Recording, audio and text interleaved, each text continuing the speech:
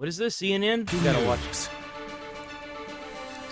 Good morning. We're following the breaking Look at that. news overnight of a growing tsunami threat extending from Russia all the way to the west coast of the U.S.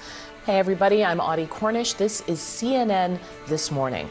And Hawaii is where we start. That's where they're on high alert with tsunami alerts for all of the Hawaiian Islands. The governor there warned tsunami waves could, quote, wrap around the islands. Waves measuring more than 5 feet started hitting Maui just a few hours ago. But the Pacific Tsunami Warning Center believes that, quote, the worst part of it is over. The tsunami alerts were triggered by a massive 8.8 magnitude quake off the coast of eastern Russia, where tsunami waves were seen coming ashore in some Russian towns. Local authorities there have declared a state of emergency.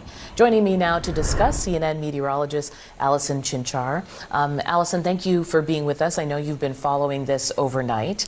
Can you wave height range, and remember that's going to be above what the water level would normally be. But in Hawaii, we have had 4 and 5 foot waves recorded. So again, this is pretty significant. That's going to push that water into streets. Bigger ones were these first initial few waves. Now we're starting to see things kind of level back off. It is not back down to normal yet, but we are starting to see those wave heights come. Right now, the only spot that we still have a tsunami warning in place is this small section of orange color you can see on the map here. This is portions of Northern California. Everywhere else, the Aleutian Islands, portions of Canada, the rest of the West Coast, and even Hawaii are now down to a tsunami advisory. Well, it happened right here, so I'd imagine that most of this will be okay. I don't think anybody lives here. I don't think. I could be wrong. I could be horribly wrong. But, like, you would probably have to worry about this stretch here, and this stretch here, and all this down here. Meaning the threat has started to lower. Like, you understand how crazy? 8.8 struck here. This is across the entire ocean. Just a little bit for those areas. The reason the orange color is still here for portions of Northern California is because the bathymetry of this coastline is a little bit different, making them more prone, more trigger tsunamis. It has to be on the correct type of fault. It has to be a large earthquake. It has to be a shallow earthquake. Look at that, dude. That is right on the fault line too, right there. There it is. Clear as day. That's a big one. Oh, how's it going, the Five Nights at Freddy plushie warehouse? A lot of things have to come together for an earthquake to even trigger a tsunami in the first place. But once the tsunami does take place, what typically happens is the water gets pushed out in one direction. And you can see that here. You see you got the 5 foot, then you got the 10 foot, and then you got 15 foot. See how it gets bigger the further out it goes? And then those waves will continue to propagate outwards, in this case going south and eastward away from the epicenter of the earthquake. The one thing to note is that we can actually time those arrival times for the waves pretty accurately. You start to see 3 hours, 5 hours, 10 hours, even 15 hours later. I agree. I think that if you were to stay in the hotels, dude, there's no way. There's no way.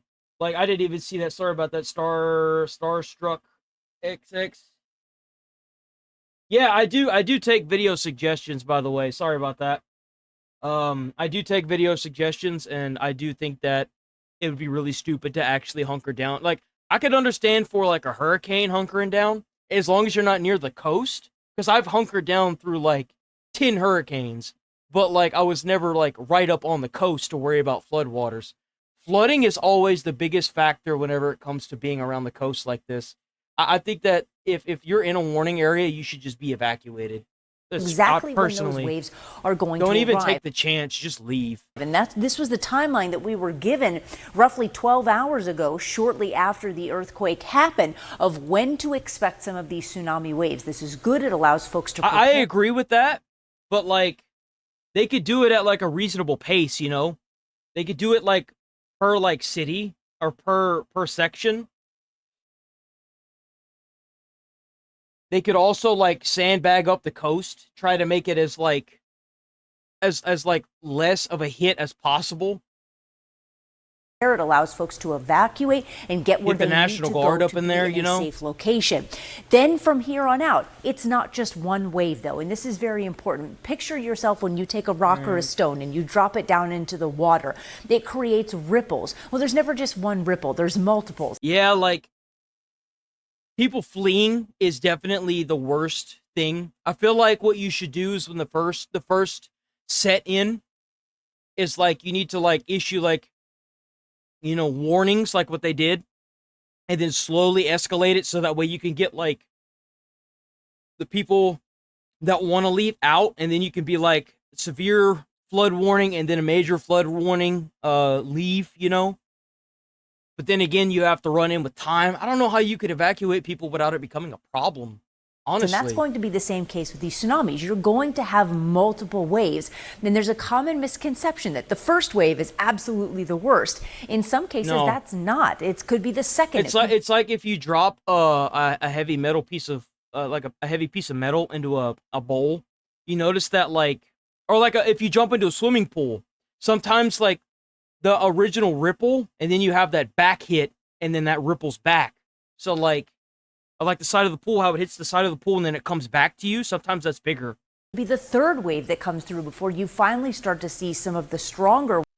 See these very high volumes of water, which is very good to know. But we do be a higher number, so it could be they were under the warning.